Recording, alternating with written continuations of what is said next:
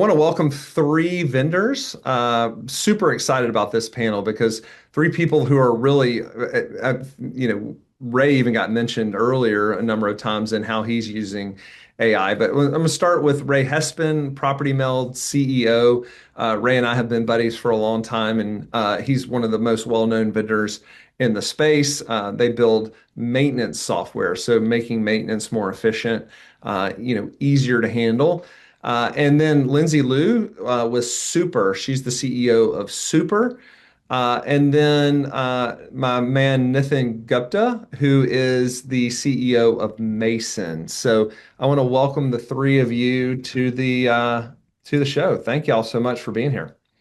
I want to kick it off with something I said with the property managers. It was like I've heard this called the oh shit moment. And so I would like to know, we'll start ladies first here. Lindsay, when was kind of like your moment where you're like, holy cow, this is like game changer, and what happened? Yeah, so to give a little bit of backstory, we were building communication software for property managers through like 23 to 24, and it was early 2024. It was like, oh, there's this ChatGPT thing. It's cool for summarizing. You can write some stuff. And my co-founder and I took a step back and we're like, I think there's something bigger here, and now is the moment to jump on the boat. Like there's a fundamental, we're kind of like, I can sense that there is a fundamental paradigm shift which is going to happen, which is software as we know it is going to change. And what I mean by that is we started the way that any startup, I think, pre 2024, 2025 would build is an interface. You start with an application. It's the only way that someone could interact with technology before AI was through some sort of software interface.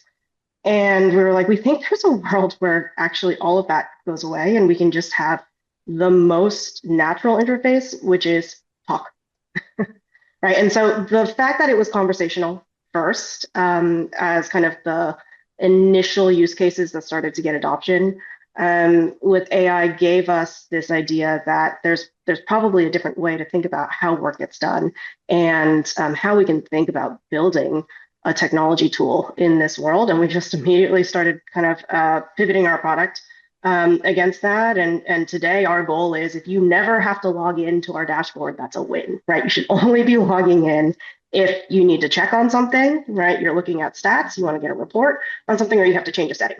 That's it. Nathan, same question for you. What was your like oh shit moment? Yeah, I think it was in November 2022 when ChatGPT launched. It was a technology that I had was unbelievably floored by. And the months after ChatGPT launched, I realized that the way I would interact with ChatGPT was very similar to the way that I would interact with my virtual assistant. I would, provide context in the same way that I would provide context to my virtual assistant. I would ask similar things, maybe like writing tasks back in 2022. And it was I think the first moment where I realized that this was a technology that could actually do work, versus technology that would scaffold work like traditional workflow software. Ray? Well, I'll tell you the Sassopolis, apocalypse, Apocalypse? whatever the verbiage is, was honestly, I think there's people kind of talking about some of this stuff, and it was important to like stay on top and understand what was happening. Probably my big moment in 2025 was like, it was probably somewhere mid in 2025 where I was like, I'm very good at data. Like, I have a passion for it. I love learning. I love doing it. I'm like, this stuff is like as good as me. I'd have to guide it where to go, but like it's coming out with the right answer as opposed to not, which is what I would keep doing. And I'm like, so that's when it really started to be like, to me, a very, very useful task thing outside of some of the more generic tasks that people use it for. And then the real one was, I think it's 4.5, Anthropic's model 4.5, and what it could do with coding. And it was just such a logarithmic leap that I was like, the whole systems of what people are doing have to be rethought because the biggest constraint just got lifted. And so having to really rethink that. And so it took about like 2 months of like bouncing between existential dread and what it means for the business and then excitement.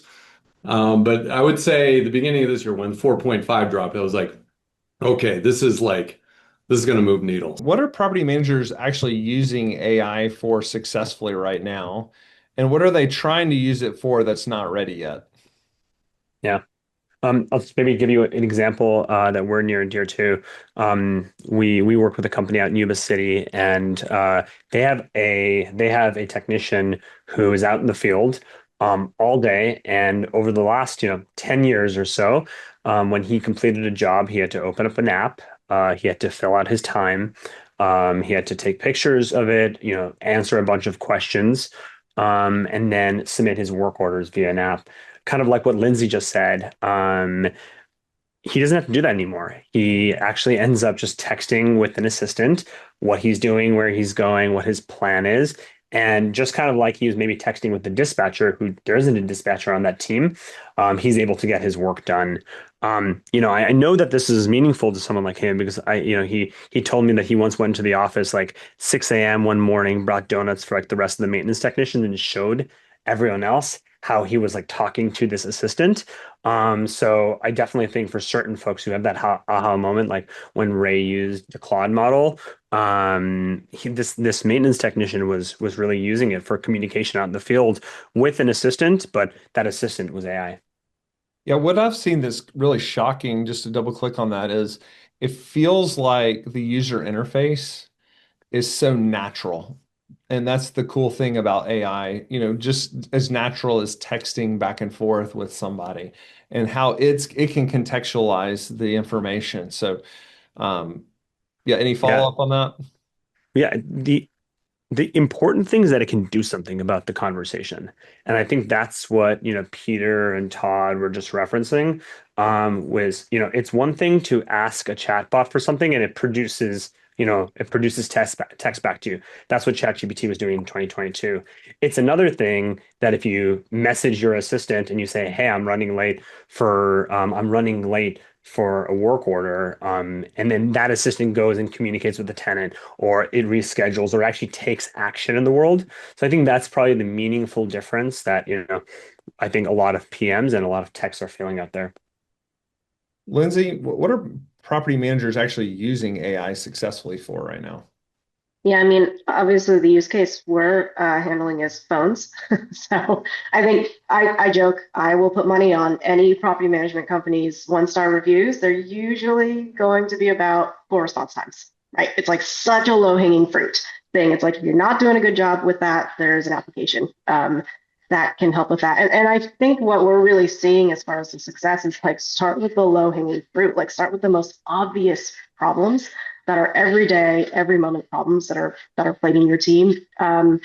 There's obviously a lot of things we're all really excited to keep building for the industry. We all have like big ideas here, but there's literally just, hey, pick up the phone when somebody calls. That's like a really simple thing to solve for, and we can get to all of the other really exciting stuff down the road. But that's kind of what we're seeing is just like things that you were failing on before. If you're getting an F on it, can we bring that up to, maybe not even an A, but a C for you right now?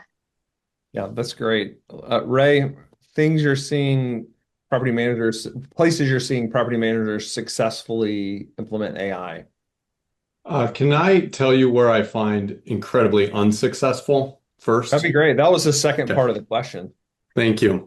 I actually, and I apologize for jumping in a little early. I failed to read the instructions of when to jump in the first time, but then I failed and then I popped in, My but I got AI to written listen. instructions. Yeah, but it was my failure. But the thing that I think is probably one of the largest misconceptions that property managers are doing, and even like you rounded out the question at the end, which was like talking about this margin compression and everything else. And I am in 100% agreement that if property management solely focus on tasks, congratulations. You are finding where the value is. If the value is a property manager is a task and it costs you money to do that task, and you decrease the cost of that, that is going to be exchangeable for other people doing tasks. And so I think the big thing we have to really rethink what new things open up. There's so many elements where money is being left on the table in property management. There's tons of waste happening in rentals, like everything from how we're going to inspect the unit, how we engage, obviously. I think people are talking about the communication elements. But one of the things we've been trying to like do incessantly is like, could you predict an investor churn right now? Like what was not available? Like everybody's focused on obviously task, which I think is obviously low-hanging fruit, but where are the moments where we're spending time and go, I want to find exactly the moment I'm going to piss off this investor, like based on all my years, right? And so, one, that has just not been ran at hard and fast enough where I think it probably could have. And then two, thinking about the revenue opportunities or the moments that can be created because you normally need an army of humans to go do something. Now you don't necessarily need to. And so I kind of posted up on some things, but we have so much money left to return to the unit economics of the investor that I think if our running after task cost reduction, I think is wise. But if that is the only thing, the value of the property management industry will kind of evaporate. And I don't think that's what anybody wants. I think we want to find how to manufacture value. And so I think that's where I'm not seeing a lot of people do stuff. I'm waiting for the vibe coded investor experience that is unique and I haven't seen pop up yet. And so, Good stuff. Lindsay, be honest here. What does a property management company need to have in place before AI actually works for them? I mean, it's the process, right? It's like we run into this all the time. We're setting up, we're onboarding someone, and then we realize you don't have a system in place for this. So it's very hard for AI to operate without good guardrails, right? You kind of have to give it the rules in the rule book, the sandbox that it can play in. And so one of the great things about working with a vertical AI solution is we already build a little bit of that universe for you, right? Here's the guardrails of property management, but every company is so different. And just even like an example of like, what's your process around what is an emergency? What gets escalated? Who gets notified? Is that different by property, right? And sometimes you're actually unpacking that with the customer in real time. When it's like, in order to create these rule sets, we have to have this be true. And so I think that's probably the first place to start is what is the job to be done there and get pretty clear on what the right process is. Ray, are there companies that shouldn't be adopting AI right now? no, I think everybody should be running as hard and fast. There's no books yet. And so I think by the time the books are written, it might be pretty problematic for businesses. And so I think the fact of even just, I think Vikas was making a comment about working with the like everybody should be jumping in because they've got a unique perspective of process and what AI can do in some of those things.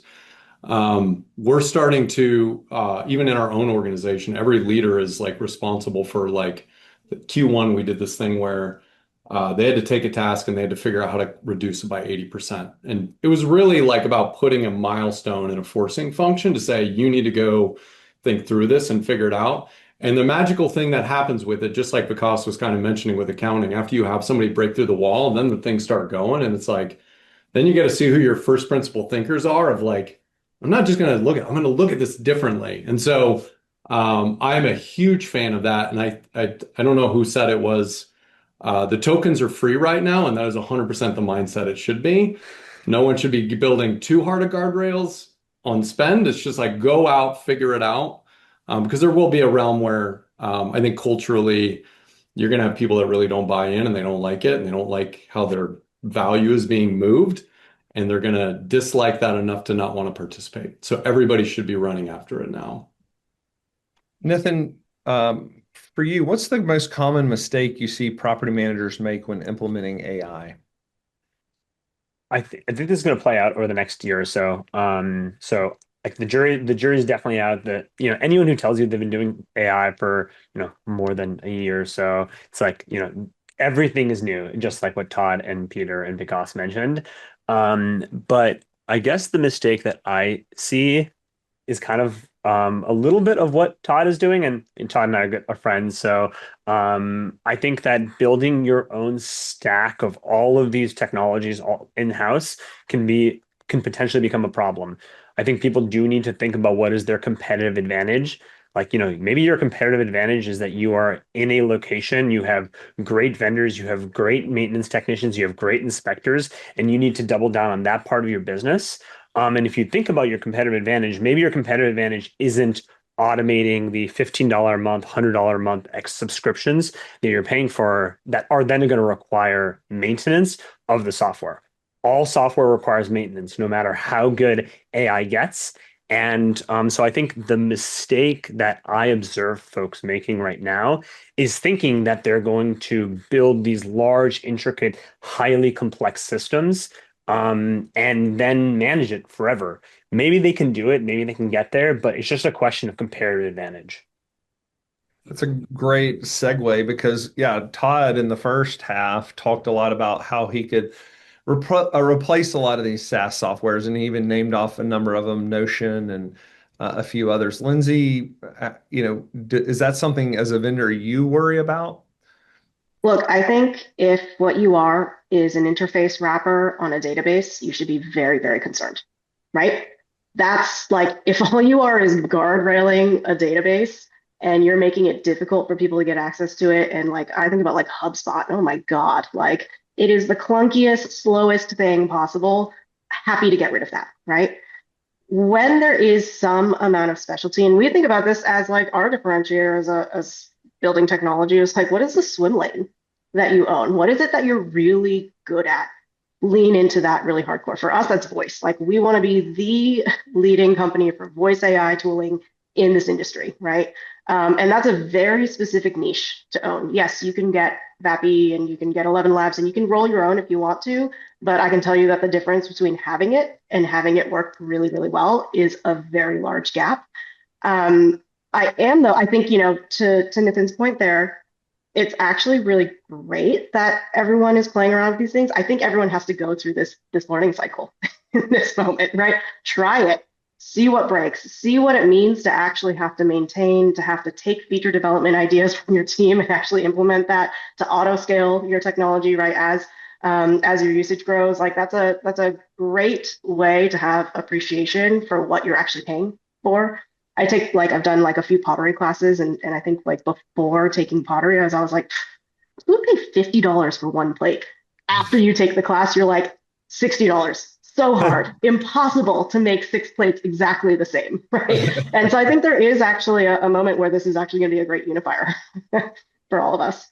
That's great. Ray, Todd jumped ahead because I was going to ask this question of you, but um, everything I hear is that if you have a proprietary data set, that it's going to be those are going to be a lot of the winners on the AI side. And obviously, you get a work order or two coming into the property meld. Talk about how you're thinking about that as it relates to somebody disintermediating you from their business. Yeah, it's a great question. And I love actually, Lindy, your answer on the wrapper. Like there is, our insights page, by the way, is run by like third-party software, and they wanted to triple our price this year. Like, and it's literally a wrapper on the product. And it's like, that's one that is a completely great use case, right? But I think just as like Nitin kind of had wrote, like everything that we build, we had to actually hire a role inside the company to actually manage internal builds because all this stuff gets heavy. But the thing that I think is going to continue to be a really good spot, at least today, is companies that have a very good understanding and an opinion about a strategy of where things are going. They need to have their Walmart version of, I need to improve logistics and I'm going to figure out how to do that. And that's how I'm going to win the game. And then once they do that, then you go around and you really wrap it around with like your workflow opinion. Like a business should run this way because it needs to do that thing.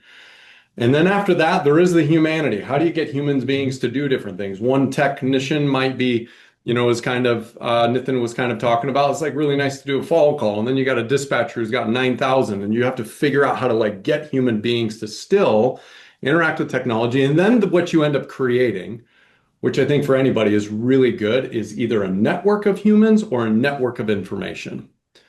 And then at that point, AI and the tasks it can do can be extremely powerful. And I would argue with, is it Lindsay or Lindy? And I'm sorry, Lindy. Lindsay, I don't know why my name is. I said it wrong the first time, and I'm flubbing the name. Lindsay. All right, I thought it was Lindsay.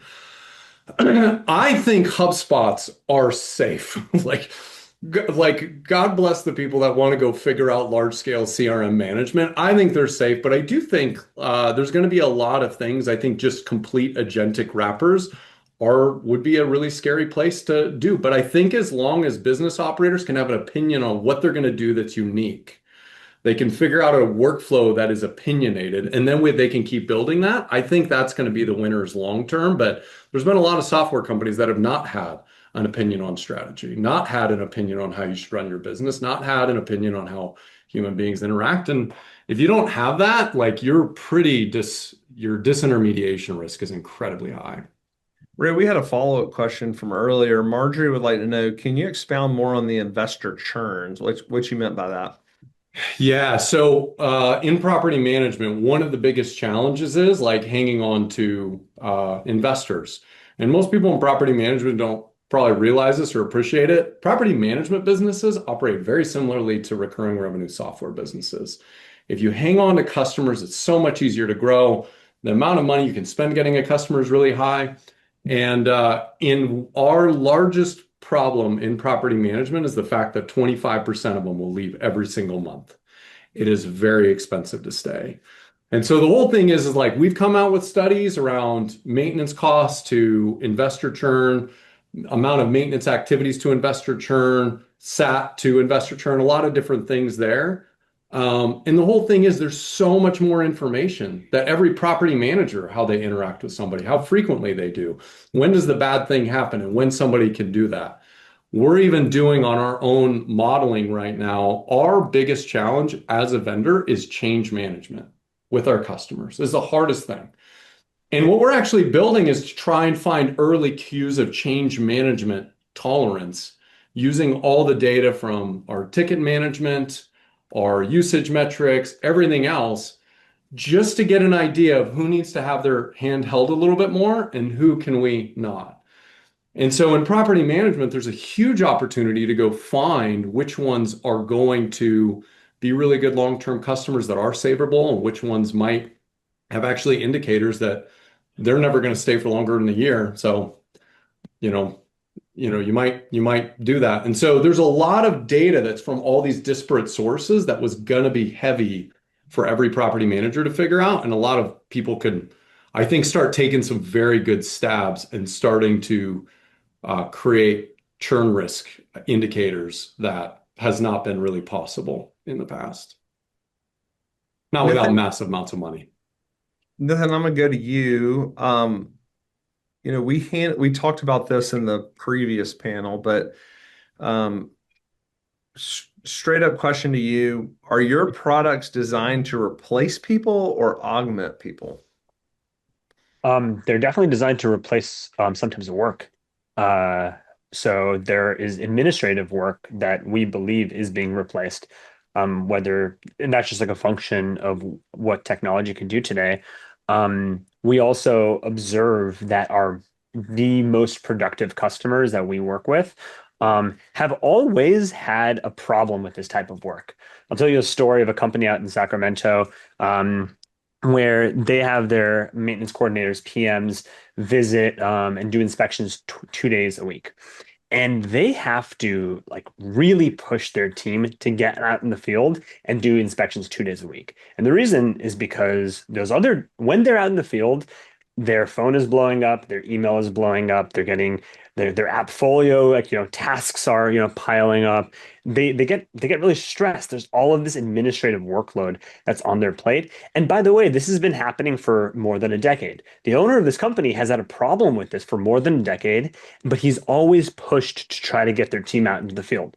So yes, technology is removing some of the work that is happening. But the most sophisticated, forward-thinking owners have always had a little bit of like a challenge with why are we doing this? Like, why do we need to be the one doing this? Why shouldn't we be talking to the owners? Why shouldn't we be visiting properties on site? Why shouldn't we have in-house maintenance? So I guess kind of like what Todd said, there's definitely a reskilling that's happening. And I think the property management companies that are best positioned are the ones who see the future as a future where a greater percentage of their team, a greater percentage of their effort is going to be spent out in the field, out with owners, out with the actual property, versus stuck behind a computer, entering invoices, reconciling bills, closing work orders, and following up with vendors.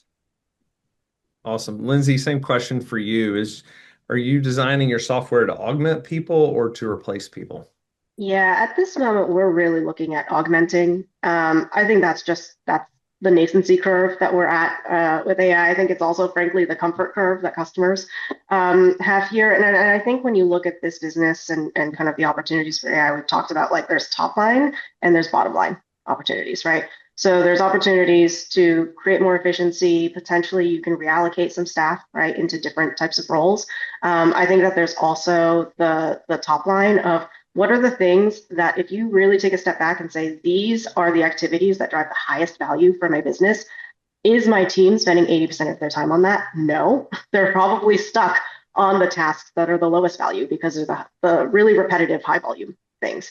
And so the way that we look at building is how do we get your team out of that position and into being in a place where they get to deliver the most value for the business, for the customer, and actually feel a lot of sense of pride of work and ownership as well in what they're doing as well. Ray, I'm going to ask you a little bit different question. Which property management roles are most at risk in the next 24 months, and which ones are actually safer because of AI? So I would like to go back to the other premise. If we keep doing things the same, there's a lot of them at risk. Because a lot of property management is a service business. And I think that's what we've been trying to get away from. We're trying to move towards being that consultant, but I think if we stay just as taskmasters, most of the roles are pretty problematic. Say in sales. I think sales is gonna have a life for a little bit longer in these things. So if we stay as property management services business, I think there is very large risk that most of the roles, which should make property managers concerned that the viability of property management actually goes down. And so I think the thing that, again, kind of leading into is if we can start really going from a first principles thinking of like, hey, our job is to deliver NOI and make a lot of money doing that. And by the way, we're so early in the maturity curve, I hate our margins in our industry. They suck for how much work we do. We should not be to the point of cost cutting yet. We still should be on the point of upside revenue. And so as long as we're thinking, hey, I need to get rid of these tasks, but simultaneously, I'm trying to get my team mapped over to, hey, I want to find out when I need to talk to investors or not. I want to come up with a perfect pitch of that rehab and tell them why it's going to increase rent. Or I'm going to do some of this. I think that is very defensible and should increase top line from property management. But I do think there's a big risk if we continue to think in task basis. There's a lot of tasks that should go away, and there's a lot of landlords who will be thinking the same thing as probably providers are to software companies, why do I need you anymore? And it's unless you occupy that next space of value, it's a major risk.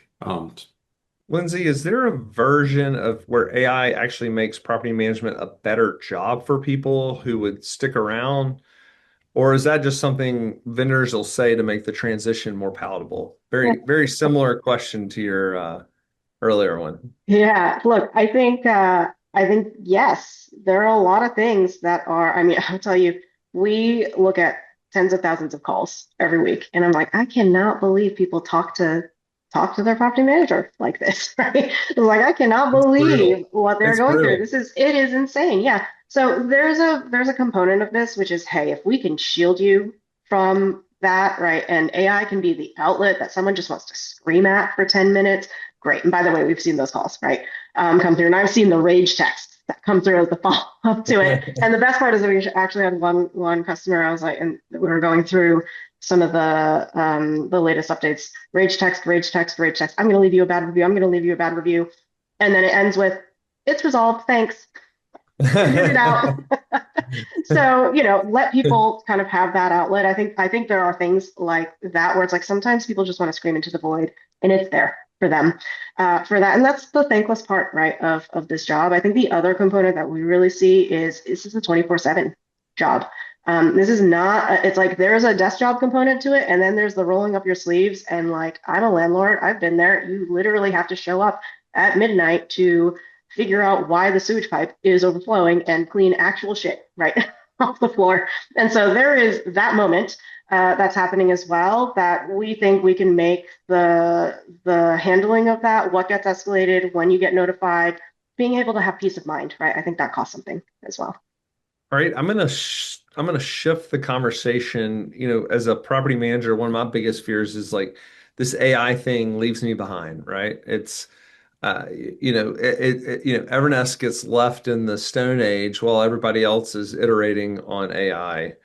So, Nathan, I'll kick this to you. If a property manager came to you today with a $20,000 budget and said, "I need to get serious about AI in my business," what would you actually tell them to do and be specific?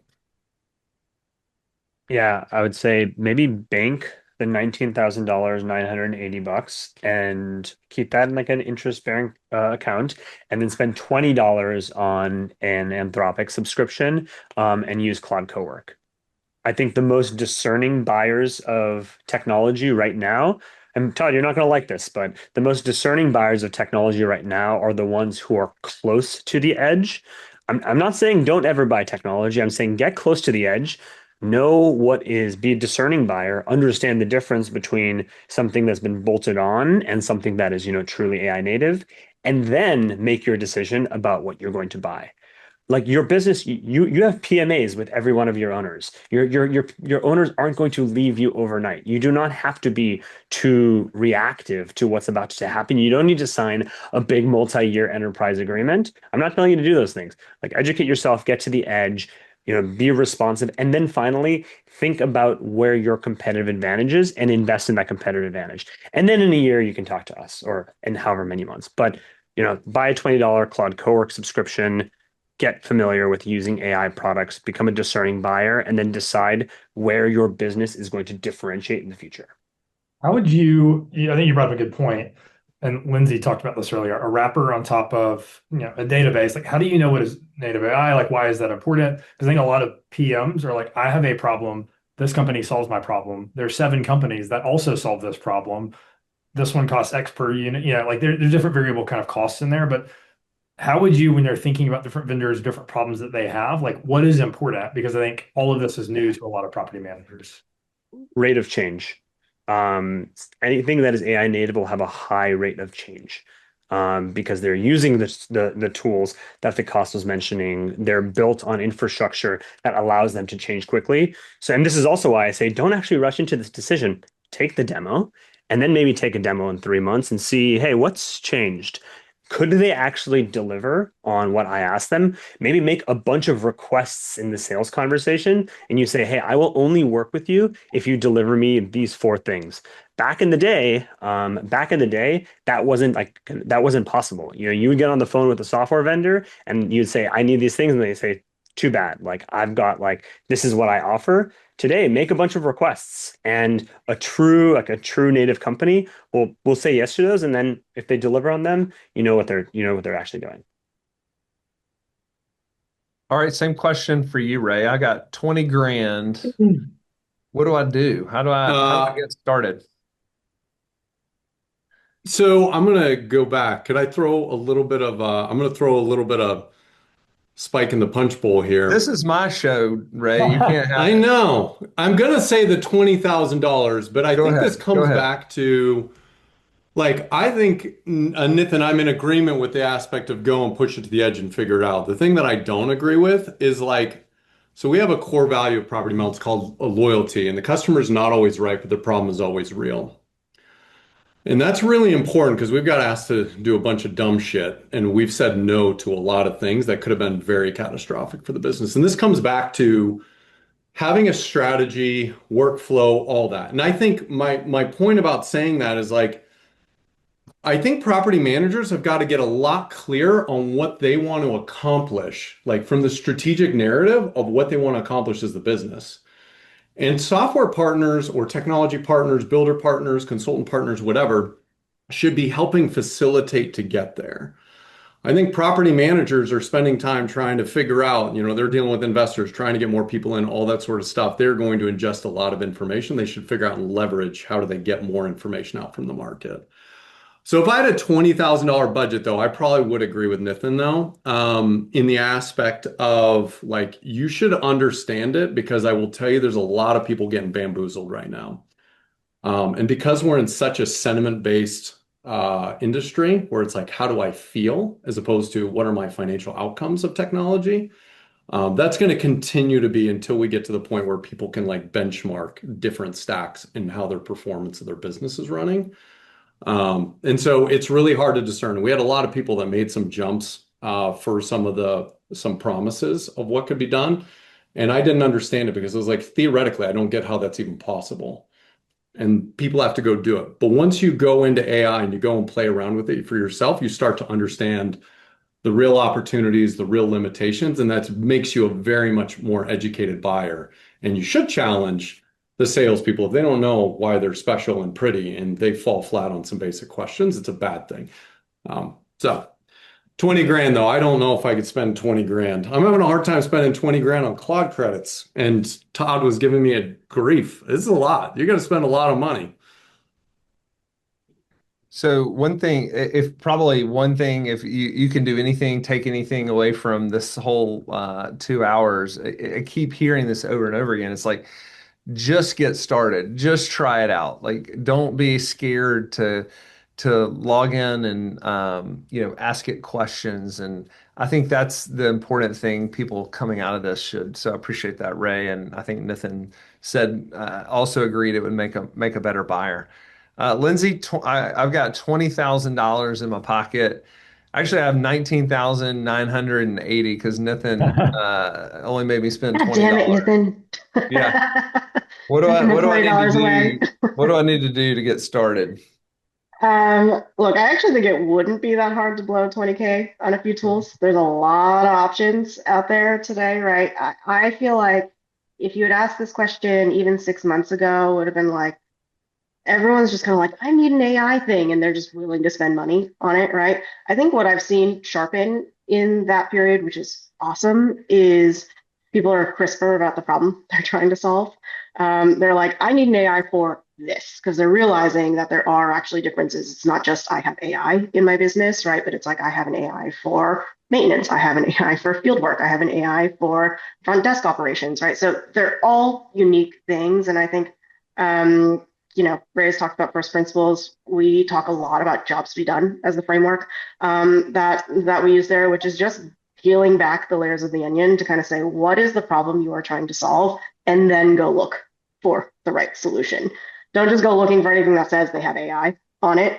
And I think, obviously I've got a dog in this fight, but like once the problem is clear, then go find the best tool for the job. Don't just find the thing that everyone's talking about. Don't just go to the thing that's like, we have it all in one place and you can bolt it on. It really is about like each of these tools should be specific. And I think if it doesn't have a point of view, if it's not opinionated on what it is the best at, and if they're saying we can do it all for you, it's like general AI is going to get you general results, right? So I think that's kind of where I would start. Ray, as we're evaluating vendors to help us with these things, what are some red flags we should look for, and what are some, green flags we should look for with AI vendors? I think like having a baseline understanding of what you're buying is really important. I think that's like one of the things AI, and I don't remember what it was. I'm not going to say what event it was, but I'm listening at the panel and there's like heavy hitter C-titled people that I'm like, you guys have no idea what you're talking about. But there's like, and Wait, I mean, was I on that panel? Yeah, that's what I was going to ask. Can I ask you that? I don't know. You weren't on that panel at that day, but that was mind blowing to me because it was like, I have to say that because if I don't, I will be left in the dust. But at the same time, the same people who will probably get a really bad deal and figure out something terrible to run in their organization. Like, And so there's a huge, really hard part about mentally committing to giving up what's made you exceptional for so many years and going back to basics and learning like a little kid again, that you still have to do that. Like, this is something you have to do that. There's not enough information out there, and especially how fast it's moving. Like, there's not enough information. So you have to be able to do that. So not understanding something, you should be able to ask somebody can explain to you how that works or why that works. And if they blockade you with two letters in sequence that are both vowels, that's a problem. Like, and they should be able to explain it, how it works, why, because they do work methodically. AI does work methodically. It is a very methodical instrument. And so, anyways, that is the biggest thing that I do. So, first of all, just make sure at a baseline you understand at the core function how some of this stuff works and why. And that then you can ask good questions. If you can't ask good questions, you're going to feel like an idiot and you're not going to ask them, and then you're going to be surprised. Vikas shared this in the first hour, but he actually sat down with us, and you were talking about feeling like a little kid again. We all had our computers open. We're like, Vikas, how do you do this? And he'd run over and have to help us. But I guess the point, all of us had this aha moment while we were working with him. And he mentioned some people like Gray and Graham are further ahead. I'm probably somewhere in the middle. We had some really new people that downloaded Claude for the first time. But that was super helpful if somebody understands it, is patient, and can help get you up the curve. That would be helpful as well. So Um, somebody just said somebody got me into this book club, and we're reading this book, and there's a change management framework that is in that book. As a leader, you do have to set the mandate. Like, and as long as you lead it as optional, it will remain optional if you're asking them to be kids again.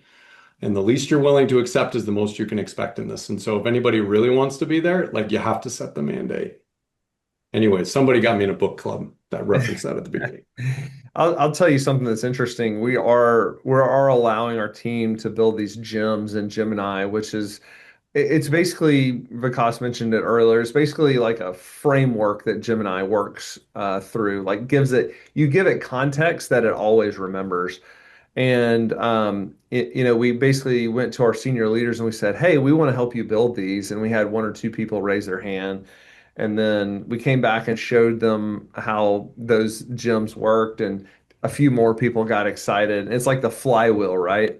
The more you have a little bit more success, you show it to the team, then they come up with new ideas. Oh, I wonder if this can make this easier. I wonder if this can make that easier. And so, that's gone really well. And now we have gyms all over the organization, from everything from reviewing an NDA to reviewing a sales call. I think there was a comment somewhere where we literally record all of our sales calls and then we can score them based on, some metrics. Did the person talk too long? Did they answer the questions? So pretty cool stuff. Um, Nathan, for you, like, is there, as because there's a huge surface area when you think about property management. Is there a smooth order of operations that you would deploy AI technology? We talked about how Evernest is doing it in leasing. You have maintenance, accounting. How should somebody think about that, or is there like a natural progression here? Yeah. I'm probably more of the opinion that you should choose a workflow, choose a job, choose an area of the business where there is pain, and go as deep as possible into that workflow. Um, our business started off as an email product. And what we learned was that email is just a step in a workflow. So sure, you can auto draft an email, but that doesn't actually solve an end-to-end problem. And, I heard some numbers thrown up. I think maybe Peter said 40 to 60% maybe of the job can be automated. But, really where the power of AI is when you are building automation across a workflow. In Ray in my world in maintenance, for example, a tenant might call in and ask many different questions. They might want a work order to be created, or they might just be asking for the status of an existing work order, or maybe they're, asking for a rescheduling or a cancellation, or maybe they're providing additional details to something that turns out actually, you know what, we have this very specific type of spigot on our sprinkler system, and that information needs to be relayed to the vendor who's already been dispatched, right? If you only do one step of a workflow, I actually don't think you're going to get the majority of value from AI. So my general take is identify an area of the business where there's opportunity. Opportunity, like Lindsay said, could be either revenue uplift or, profit margin improvement. I think revenue uplift is a lot easier to achieve because it means you're not letting go of people, and then go really deep into that singular vertical. So some businesses have a challenge with leasing. We're looking at the rent data right now, and rental yields are coming down. It's harder to get people into properties in different areas. So maybe that's a challenge for you. But I say start one place and go as deep as humanly possible. Does anybody have a good example of revenue uplift, like implementing Yeah, a in-house software and maintenance. AI? Talk about that. If you're able to, if you are sorry, I cut you off You're there, so Gray. excited. Yeah. Go for it. Yeah, here's like a really basic but clear example. We worked with a company in California, and their maintenance technicians would come into the office at 8 a.m. every single morning, turn in their work. They would say what needed to be done, what they finished the day before. And they would plan their routes for the day, start calling tenants for the day, and they'd probably get out onto the road around 9:15 a.m. So there was about an hour and 15 minutes of dead time in the morning, of like route planning, dispatching, etc. Well, in a post AI world where maybe they're communicating with the AI dispatcher, someone else is doing the scheduling for them, an AI system is doing the scheduling for them. Maybe instead of getting out at 9:15 a.m., they're getting out at 8:15 a.m.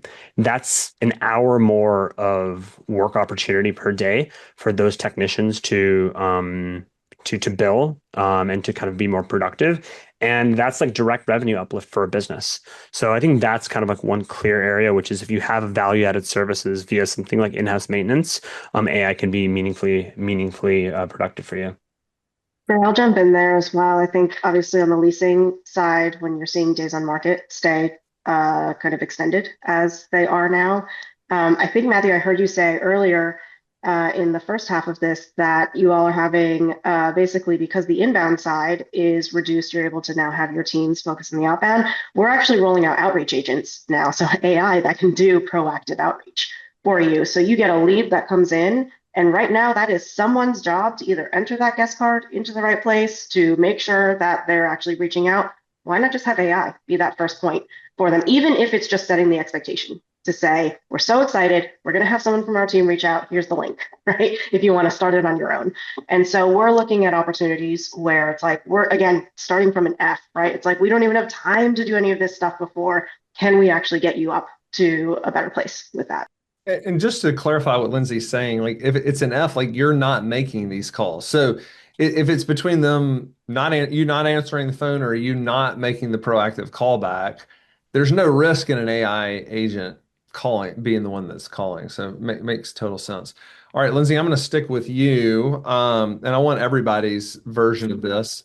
Maybe try to hold it to 2 minutes so we can make sure we finish up here and get to these questions. But I want you to take me into the future, Lindsay, 5 years from now. What does a well-run AI-powered property management company look like? Oh man, I don't even know if we know what's going to happen in 2 years from now. Are we like in AGI world? Like in 5 years from now, look, I think as we think about the skills that are differentiated in this industry, it's like real estate has always been a human business. It's I call you because I trust you, right? I believe that you're going to do the best thing for me and my investment. You're going to be there when I need it. That is like it's kind of like sales 101, right? So I think Ray said it earlier. I really believe I actually think sales is going to be the job that's going to stick around. They say it's the first job, right? That ever existed. I think it will be the one that will persist all the way through because that is relationship building. That is what your people should be spending almost all of their time on in this future when all of the tasks, all of the day to day is getting handled. I do think we are going to see some pretty interesting things in the robotics space. I think that will start to come in 5+ years, probably not right away. And that's going to lead to some pretty interesting opportunities as well there. But definitely, I think in 5 years from now, desk jobs are fundamentally going to change, and who you have in desk jobs, right? I think it's a really interesting time to think about how you're training your next generation of leaders as well. How do they get the reps that they need to be really good at making the decisions that you need them to make at the level, right? It's like it's all context, whether that's your AI or a strategic leader, right, in your business. How do you make sure that that's actually getting passed on and that's differentiated from what everyone else has in their LLM toolkits as well? Yeah, good job. Ray, where am I going to be 5 years from now? Matthew, because you're a progressive property manager, you've survived this long, you're going to keep rolling with the punches. You're going to be an operator who is going to add additional services and offerings that are not available today because of the limitations that technology offers. So most likely what you have is you will most likely be a bank or a loaner at some particular point. You are going to be somebody who gets operators or investors in the door, and you're going to be able to offer statistical finance products to underwrite their rent, underwrite their maintenance costs, underwrite their renter renewals, and even insure them. They're going to get guaranteed money because you're a provider in being able to do that. I think the thing is I think even though we're all kind of in this bubble and we love seeing how fast things go, we also have to remember there's a change tolerance of human beings. There's a change tolerance in teams that we're mandating.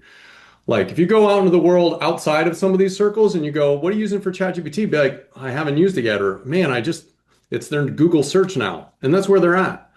There will be a tolerance to this, and there's vendors, there's technicians, there's investors, there's residents.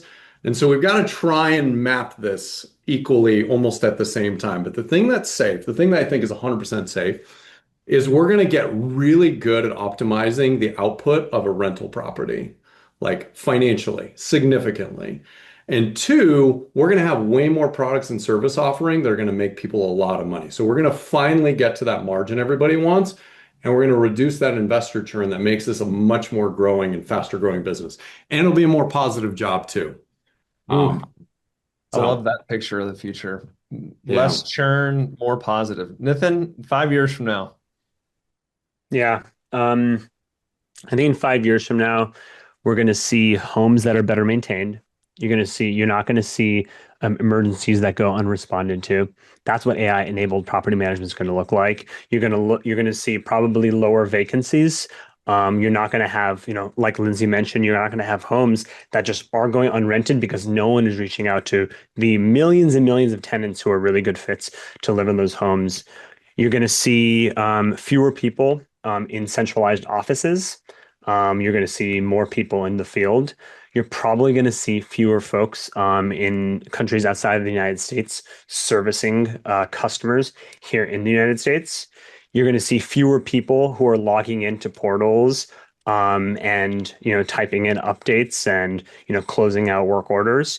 You're going to see fewer people using their computer. You're going to see fewer people using their keyboard. You're going to see people texting more. You're going to see people using voice more. You're going to see people on calls. You're going to see the same level of human connection and human interaction, but like the traditional interface of us at the desk, us typing, I think is going to go away. Good stuff. We have about 5 minutes for questions, so we're going to go lightning round here, everybody. My man Chuck Hadamer has asked a bunch. Ray, will AI actually increase GDP or just shift spend? 1000%. Anytime you drastically reduce the cost to provide a service is an opportunity to increase GDP, basically freeing up a bunch of resources. So I'm not an economist, but I will tell you from the very moment of like, you can look at it at a micro level of do you increase the GDP if you could get throughput of technicians up by 30%? You do. Like, so basically you're increasing that output per every single person. So it should drastically increase it. I All don't right. know by how much. This next one's for Lindsay. Lindsay, thoughts on using AI for sales or growing doors? We started using Zenport AI for increasing our portfolio. Yeah, I mean, I think one thing to be cautious of is there is going to be more regulation around like cold sales outreach with AI. Like people have asked, hey, can I use your outreach agent to like call cold leads? And it's like, no, that's not legal. But I do think again, there are opportunities. There's missed opportunities where you're not answering today on Sunday for a lead because it's Sunday and you don't have your, it's just going to voicemail, right? There's opportunities to look at just showing better response. So one of the things that actually one of our sales team members does is he secret shops phone lines. So he literally calls in each market, property management main lines for different businesses and says, what was that experience? Like, how long did it take me to get to a human? I will tell you the last market he did, 9 out of 10 did not pick up the phone. Mm. And most people do not leave voicemails. They've just moved on to the next property manager. So I think there's low hanging fruit here for folks to definitely engage AI to just at least capture everything that's coming in. Don't have a leaky funnel there. Nathan, so far AI adoption has been promising, but let's talk about challenges. What pitfalls or risks have you encountered when integrating AI into property management workflows? Uh, Definitely change management is what Ray said. People might have to change their workflow. They might have to define their workflow for the first time, kind of like what Lindsay was also saying. So I think change management is number one, and two is anxiety. If this is a new technology, and if your team isn't comfortable using this technology every single day, it creates an anxious response. Nathan, you don't have kids, do you? Not yet. Not yet. All right. Lindsay, do you have kids? All right. So Ray's the only one. Me and Ray are on here. Well, and Gray's kids aren't old enough for this question. 30-year-old doesn't understand AI yet. How do you talk to your children about AI? Are you putting shovels and rakes into their hands? No. I think one of the things that is a real risk, and Lindsay commented on it earlier, reps form the brain and how it thinks, and the human brain is amazingly powerful. It's an amazing context grabbing instrument and it's very powerful, but it does require reps, which drives me nuts when nobody writes. Like I've seen it now of like these early people that have not even written anything, and there is real things that you do around remembering things, how you think about problems, all that sort of stuff. And so I'm trying to think of this on my own. I haven't gotten my kid to it. I got a 10-year-old and a 7-year-old, and I've just got her a super nerfed out phone that like I mean, she doesn't get to send a text message without dad knowing. Like, so I'm a little bit of a leap away, but the thing is like we have to find ways to teach people the fundamentals. When the Industrial Revolution came around, we had to invent the gym. So we'd all wouldn't get fat and lose all of our body mass and everything else. We invented running like as an exercise and a fun thing. There are going to be some mental ones, has to be, or else there's going to be people that really, really struggle. The Lindsay, atrophy. how do you decide when AI acts autonomously versus escalating it to a human and vice versa? Yeah, I mean, we work with our customers to determine their tolerance for that, right? Every business is going to be different. We have some that literally like, unless the house is on fire, even actually if the house is on fire, tell them to call 911, right? So we have some folks that are like that, and then we have some folks on the other end of the spectrum that's like, as soon as they seem frustrated, let's get a human in the loop. So what we've built is again a system that's flexible enough with the guardrails where the customer can determine what their comfort level is with that. I think at this moment, there are a few areas where it can take it fully autonomously. There are several areas that we actually suggest that you would bring a human into the loop in those workflows. So that's kind of typically kind of where we coach folks. All right, everybody. That 2 hours went super fast. Thank you so much for your time, vendors. Y'all did an incredible job. We're going to drop this. If you signed up, you're going to get a recording. We're also going to put it on our podcast, which please sign up for that as well. And we will, we're dropping podcasts every couple of weeks. If we have another webinar idea, we'll send out an invite to everyone. So thanks everybody for coming.